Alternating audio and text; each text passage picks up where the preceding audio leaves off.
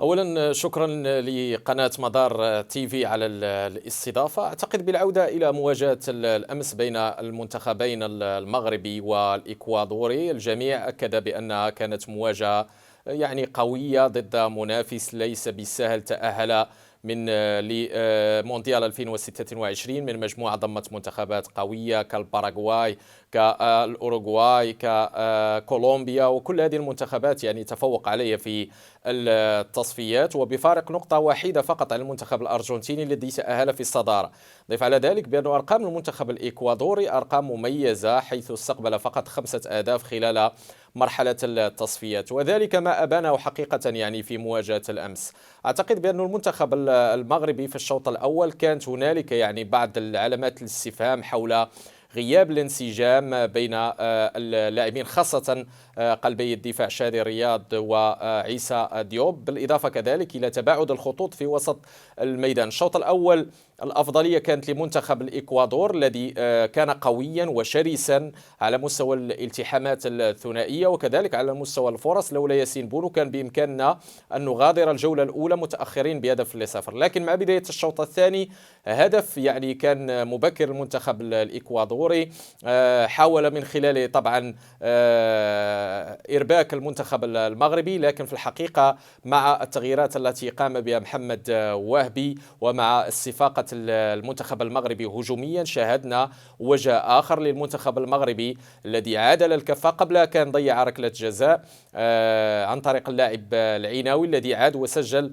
برأسية مركزة. في الإجمال أعتقد بأن مباراة ودية جاءت في التوقيت المناسب أمام مدرسة لاتينية متمرسة قوية، عندها مجموعة من اللاعبين ذوي المهارة مثل كايسيدو، ذوي الخبرة أيضا مثل اللاعب فالنسيا لاعب المان يونايتد سابقا، وبالتالي أعتقد بأنه مثل هكذا مواجهات ستعود بالنفع المنتخب المغربي.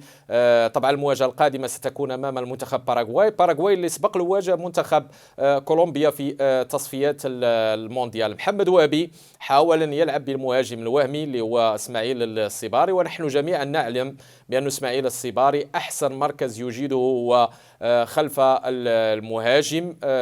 أيضا شاهدنا مع وليد الركراكي يلعب كجناح، لكن لا يجيد هذه الأدوار. لكن أعتقد بأنه يجب أن نخطئ في المباريات الودية، ويجب كذلك أن نصحح في من خلال المواجهات القادمة، ولو أنه عامل الوقت لن يساعد محمد وهبي كثيرا، لأننا على بعد أسابيع قليلة فقط من انطلاقة المونديال، وبالتالي سيكون الإكراه الأكبر بالنسبة لمحمد وهبي هو مسألة التايمينج، وسيسارع عقارب الساعة من أجل إعداد منتخب قوي، خاصة وأن المدرب أبان لنا وقدم لنا إشارات في مونديال الشباب بأنه مدرب قوي على المستوى التكتيكي ويعرف جيدا قراءة الخصوم. نتمنى إن شاء الله من ساكرامنتو ومحمد وهبي ويوسف حجي أن يتم تحضير منتخب قوي، خاصة وأننا نمتلك الإمكانات الفردية والمهارية والبدنية. عندنا أجود وأفضل اللاعبين على المستوى القاري والأوروبي بقيادة برايم دياز، أشرف حكيمي، العيناوي وغيرهم من الأسماء التي تتألق وتتميز في الملاعب الأوروبية، مع الانتدابات الجديدة مثل ياسين جاسيم المرابط كذلك الذي قدم أداء رائع جدا. بالنسبة كذلك لسفيان حكيمي أو سفيان رحيمي الذي عاد بتوهج كبير رفقة العين الإماراتي، مجموعة من الأسماء الشابة في انتظار طبعا التحاق الزبيري وأيت بودلال. أعتقد بأنه محمد وهبي يسير في الطريق المناسب من أجل إعداد منتخب قوي، لكن يجب العمل ليل نهار، لأنه الآن المهمة أصبحت صعبة. لماذا؟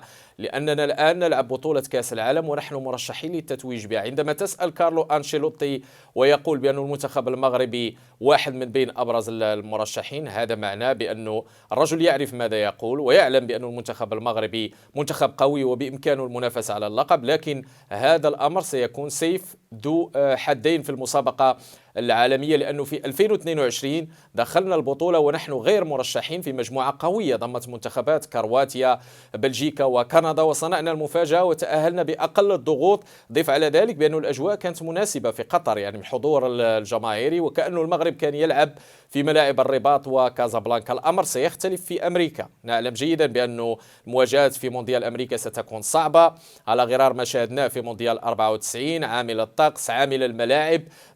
ممكن ندرس أيضا الجماهير المغربية، وهذا نداء طبعا الجماهير المغربية في القارتين الأمريكيتين وفي أوروبا. وأنا على يقين بأن الجمهور المغربي سيكون حاضر بقوة من أجل تشجيع الأسود. لم يتبقى الكثير من الوقت الآن، مرحلة أخرى أمام الباراغواي، نتمنى إن شاء الله أن يصحح فيها الأخطاء ويعدل فيها الأوتار السيد محمد وهبي. وهذا ما أكده هو شخصيا يعني في المؤتمر الصحفي، قال بأنني راضي على أداء المجموعة، لكن هنالك بعض النقاط يجب العمل عليها ويجب تقويمها في المواجهة القادمة من أجل البحث عن تجانس أكبر بين اللاعبين، لأنه ليس من السهل يعني أنك تلعب يعني مباراة لأول مرة يعني بأسماء جديدة، تلعب رفقة بعضها لأول مرة مثل عيسى ديوب وشادي رياض وبعض الأسماء الأخرى. وبالتالي أعتقد بأنه عامل الوقت سيكون إكران بالنسبة للعناصر الوطنية، لكن ثقتنا كبيرة في محمد وابي وبمساعدة أيضا يوسف حجي وحضور رجل عبقري اشتغل مع جوزي مورينيو واشتغل في باريس سان جيرمان وغيرها من الأندية الكبيرة، الحديث عن البرتغالي ساكرامنتو. وإن شاء الله المنتخب المغربي سيظهر بوجه مشرف، لكن نتمنى أن يظهر هذا الوجه أمام الباراغواي وقبل مباراة المونديال. لا يجب أن ننسى فقط يعني لمن يحب لغة الأرقام بأن المنتخب المغربي يلعب أو لعب المواجهة رقم 35 من دون تلقي أي هزيمة، وبالتالي يقترب يعني من تحطيم رقم الأرجنتين والجزائر وغيرها من المنتخبات، وبالتالي يستمر في نتائجه الإيجابية دون نسيان أيضا بأن الجانب الذهني قد يؤثر على اللاعبين. نتمنى إن شاء الله أن اللاعبين ما يتأثروش بما يعني حصل في كأس إفريقيا 2025، وكذلك يعني الأخبار التي تلت البطولة الإفريقية وكل يعني ما يخص هذه البطولة الإفريقية. يجب أن ننسى كأس إفريقيا ونحضر جيدا ذهنيا نفسيا بدنيا مهريا تكتيكيا لكل صغيرة وكبيرة للمحفل العالمي، خاصة وأننا مقبلين على مواجهة ستكون تاريخية أمام البرازيل، اسكتلندا، هايتي، مجموعة يمكن يعني يمكن نتذكر بها مجموعة مونديال 98، ولو أن هذه المرة هايتي تحضر مكان النرويج، لكن أعتقد بأن أمريكا ستبتسم لكرة القدم المغربية إن شاء الله بحول الله بقيادة الناخب الوطني محمد وابي.